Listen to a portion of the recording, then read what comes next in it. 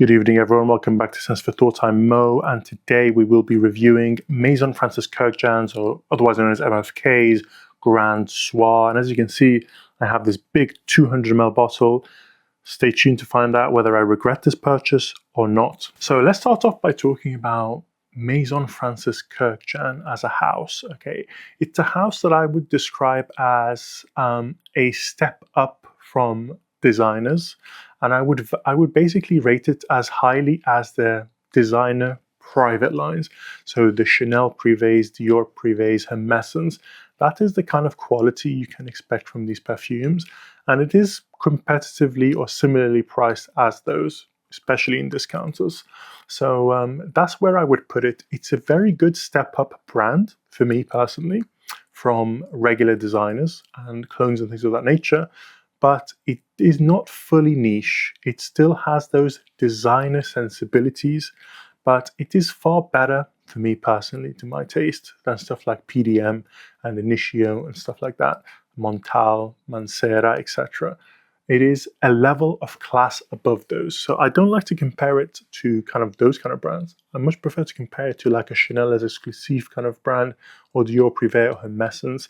They're slightly less creative than those, but I feel like the quality is quite similar. And the prices are definitely similar. When it comes to the presentation, I have owned MFK stuff from the small 11 ml travel atomizers. I've also owned the small 30 ml, those rectangular bottles. I've owned the square 70 mls. And now I own this big boy here, 200 ml, which I've actually bought this time last year. But my experiences with the Grand Soir have spanned a few years and many samples before swinging for this big boy bottle. When it comes to the presentation, all of the MFK presentations are beautiful. They're very high quality, very thick glass, amazing labeling, and this beautiful cap. And even though it is totally friction based, it's very good.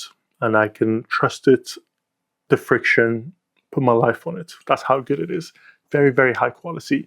My preference is for the smaller 70 ml bottle. It just feels better in the hand. This one is a little bit awkward and the pointy edges are kind of digging into your hand, whilst the other one you can kind of like just palm it and it just feels a bit better. But this obviously provides much better value for money, especially if it's a perfume you think is one you want to keep for the rest of your life. The best part about the MFK perfumes is definitely the atomizer. Let's give it a spray. This is one of the best atomizers in the game. Pressurized, good distribution, gives you a good amount of juice, feels great in the hand. And even the small 11 ml travel atomizers have a great atomizer. So kudos to them for that. The only drawback to this bottle and all of their bottles is that they are a bit of fingerprint magnets and they do look a bit ugly if you get them dirty. So you do want to give them a wipe clean and handle them with care. So now the presentation is over, let's talk about Grand Soir. Now I will be talking about the scent profile and the practicalities combined because I think they're very closely interlinked. Okay, so Grand Soir is described as an amber perfume, and because it's described as an amber perfume, I feel like that description doesn't really do it any justice, because then it's compared to these big strong ambers, everyone's favorites like Le Lion, Ambre Supreme, to a certain extent the Andy Tower ambers, even stuff like Ambra Aurea by Perfume Roma, Material Woman is a very common comparison. And to be honest with you, in comparison to all of those, this one is a little bit out of place, to the point where I don't even use these interchangeably whatsoever. So what does Grand Soir smell like?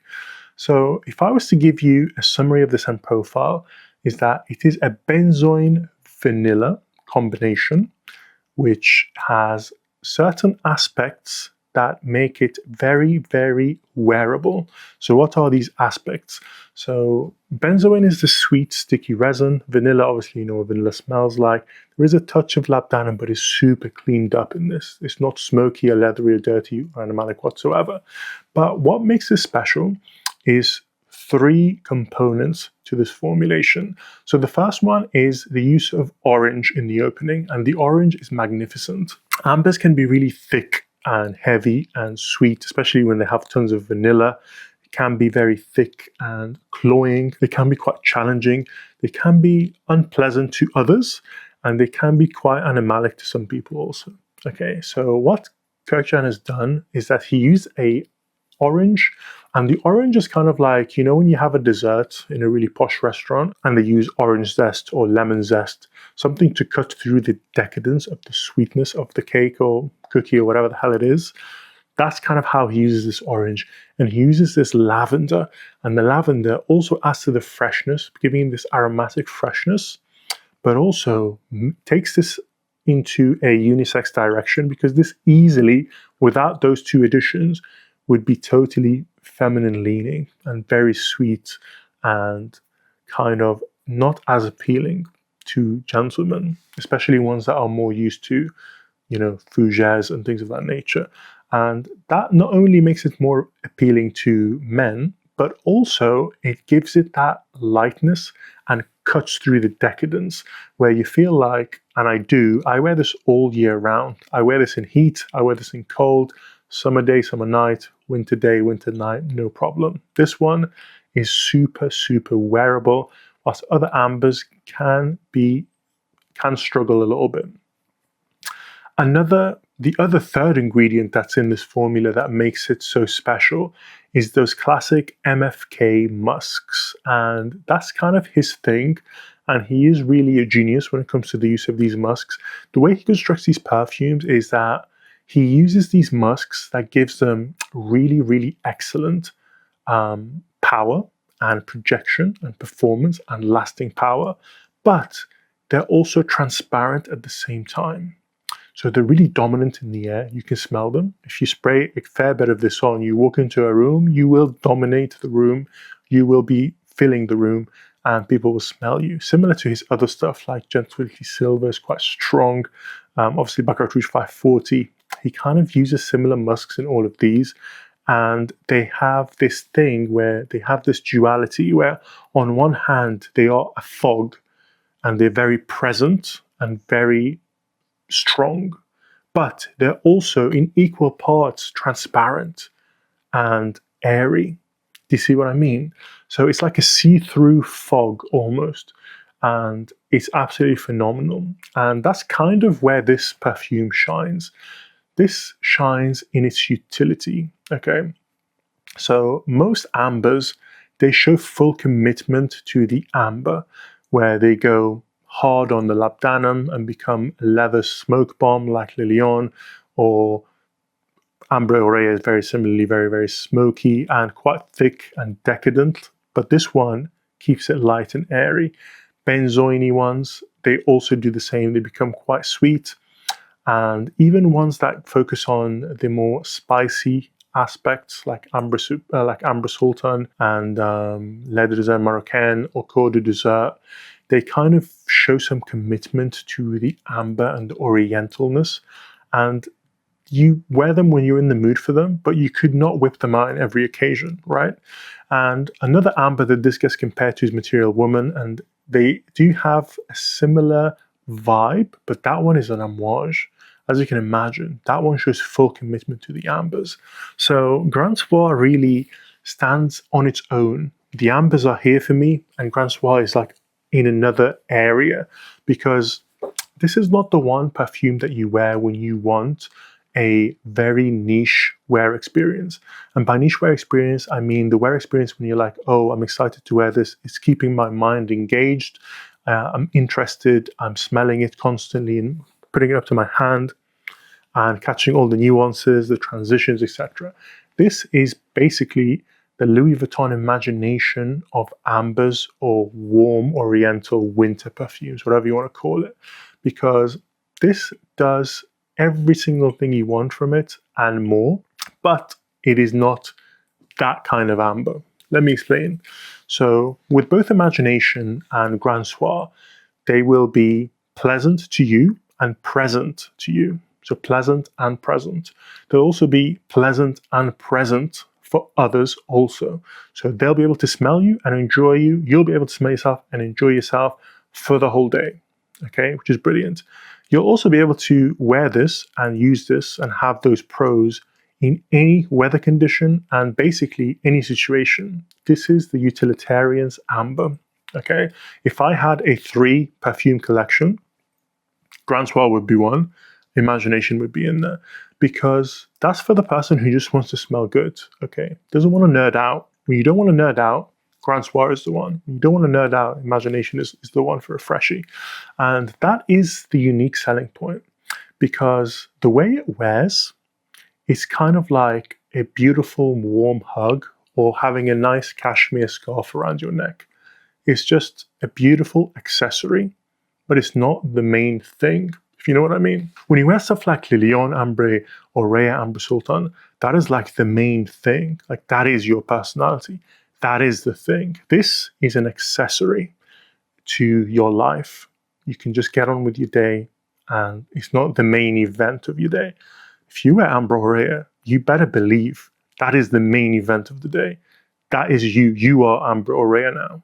If you wear Lilian, you are Lilian for that whole day.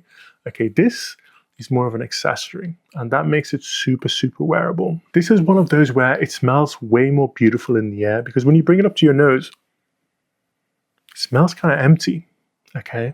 But in the air, it smells absolutely magnificent. And a lot of MFK perfumes are kind of like that. I feel like that is his style.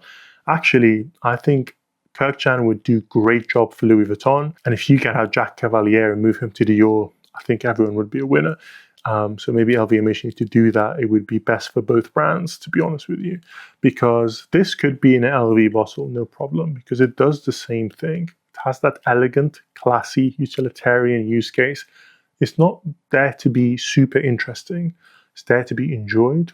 And this is for someone who wants to smell good all the time, anytime, for a long time. And that's like the bottom line. That is basically what this is. So to me, this is still here, and I can see it always being here, because even if I lose interest in perfume and stop being such a nerd about it, which is unlikely to happen, I would always keep this. Like, I would not sell this. And I'm happy I went for the 200 ml bottle. Even though it was expensive, I can see this, staying for a very long time. And to be honest with you, it was a better deal than getting 70 or 270s. This was just a better deal than getting 270s. So I'm happy I went for this in the end, even though I don't swing for it too often. It is basically the utilitarian amber. And when you want a cozy perfume, but you don't want to commit to your perfume, you don't want to spend all day focusing on it, smelling your arm and being super engaged, this one you can disconnect from, carry on with your day, catch a beautiful whiff in the air. You walk into the room, everyone says, damn, you smell absolutely beautiful. This is the kind of perfume. So for the niche head, it's a hard sell, but trust me, I doubt anyone wears as many perfumes as I do, basically twice a day, 2 different perfumes. Some days I wear 3, I go to the gym and shower, etc.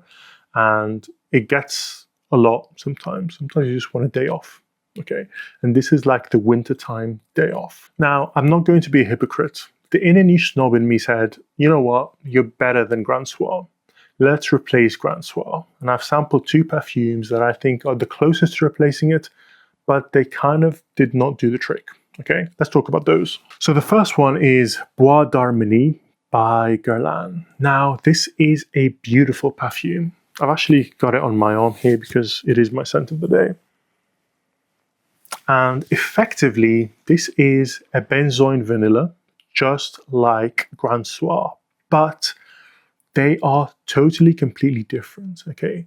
Now, this smells a lot better and more interesting than Grand Soir. It has this guerlanade and vanilla, and that super high quality vanilla that Guerlain use. It has this beautiful benzoin, and it has this very light incense, and it has this dusty iris on top of this very subtle gaiac wood, and it's very nuanced. This is basically a niche perfume, okay? And it's just not in the same class or ballpark as Grand Soir to me, even though on paper, and if you really zoom out, they're quite similar. Bois d'Harmonie is very elegant to me, whilst Grand Soir kind of is, you can just wear it in any condition, in any occasion, and it's happy days. As long as you're not wearing like shorts and a basketball cap, if you just look remotely decently well kept and smart, you'll be absolutely fine. And I usually am. So Grand Soir, this one is a bit more made up. It's a bit more elegant. Also, Bois d'Armani is very, very soft. It never projects like further than this far. Okay, and you have to be engaged with it to catch its nuances, because it's very nuanced, it's very subtle. The layers, the notes, it is beautiful. It is a lot better of a perfume, technically speaking, okay? But you have to engage, you have to have your niche head on, your niche cap has to be on. Otherwise, you will literally forget that you're wearing perfume, don't detect it after an hour, and forget about it. Okay, it has good longevity as a skin scent, but it's basically a skin scent almost immediately after you spray it. Maybe not immediately, but very, very, very soft projection and sillage. So that's why Bois d'Armani cannot possibly replace Grand Soir, because to me, the use cases are different. This is more of a niche. You have to have that niche mind frame to really enjoy all the intricacies and nuances in this beautiful, beautiful creation by Guerlain. So this one, even though scent profile and likability, similar-ish, but just practicalities is where it cannot possibly replace Grand Soir for me. So that's where Bois d'Armani kind of fell apart. Bois d'Armani is basically like the boss level of the Dior Homme DNA, because it has that beautiful iris, but then stick a bunch of Guerlain vanilla in it and say, we're committing, okay? Because Dior Homme EDT is beautiful, but it doesn't fully commit. It's still trying to be like a cool guy. Dior Homme Intense is the closest to being as sexy as this, but it's like, it still just doesn't really go all the way in. Dior Homme Parfum is just like the vampire, okay? The bad boy. So it's really far from this. This one is like, this is what Dior Homme wishes it kind of could be. And it is one of the most beautiful perfumes that I own, but it just cannot compete with Grand Soir's utility and wear experience and performance and projection. And sometimes you need that, because if I wear this and I'm just not necessarily in the mood to focus or spend energy on smelling my perfume, I could literally forget that it's even there. So that's why Bois d'Armani could not replace Grand Soir for me. Another one that people compare to Grand Soir a lot is actually Amouage Material Woman by Cécile Zarokian. That one is also a vanilla-heavy, likable, kind of sweet, with a touch of gourmandness to it, amber, okay? But Material Woman is a very niche perfume, okay? It's very full-on. It has more rougher edges than this. And to me, I compare it to the full commitment ambers like Ambre Sultan, like Lilian, like Ambre Aurea, etc. List any of those full-on real ambers. And they're just better because they have something unique. That one is like trying to be jack of all trades. And it can't compete with this because it's too serious, it's too niche. But then it can't compete with the others because they just keep it a little bit more interesting. It's beautiful. It's a fantastic perfume. And I don't own it simply because I just struggle to find the use case for it. Because if I want a likable and utilitarian wear, Grand Soir is the one. And if I want to show some commitment to the ambers, I'll go to one of those crazy aggressive ambers, if you like, that I have in my collection. So those two, I would say, are similar and compared often to Grand Soir, but really they're just not in the same ballpark. Maybe I need to try that with, what's it called, Clive Christian, the one that everyone talks about, Blonde Amber. But I mean, the price point is ludicrous. I'll get a sample of Blonde Amber and do some first impressions for you guys. But for me, Grand Soir remains the king of winter utility, the king of oriental ambery utility.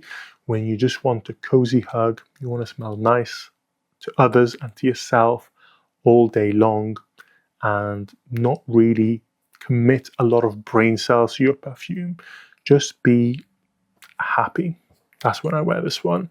And to me, it's absolutely brilliant. And it is basically a token of my appreciation for the brand MFK and Kurkdjian as a perfumer that I have this one. And I just like to see it and just remember him, his work.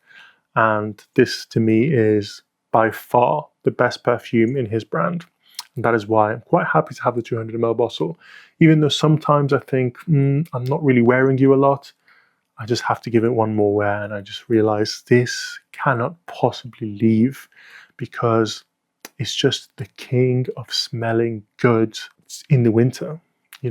It's basically, you could have Imagination and Grand Soir and like that's it, just quit.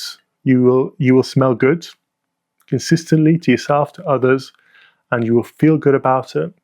And the performance is there all day. Very good return on investment, I have to say. So that was my review of Grand Soir. If you haven't tried it recently, I recommend you to go and try it again one more time, because I'm a niche snob just like you guys, and I just look at it and think, I'm better than this. I'm bigger and better than this. I've moved on. But you wear it and you get an appreciation for its simplicity and what it's designed to do. It executes with excellence, with precision, and it's a perfect execution of what they wanted to do. And I respect people that just go hard.